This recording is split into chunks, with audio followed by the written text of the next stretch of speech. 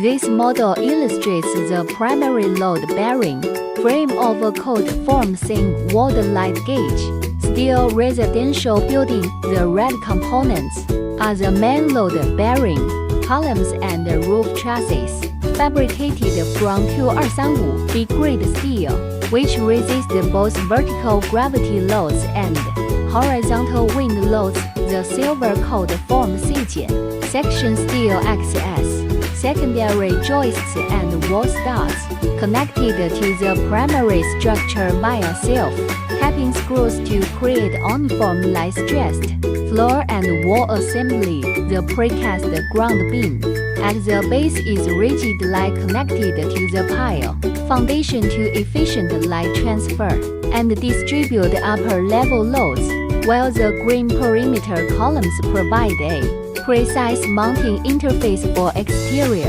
wall panels through modular design.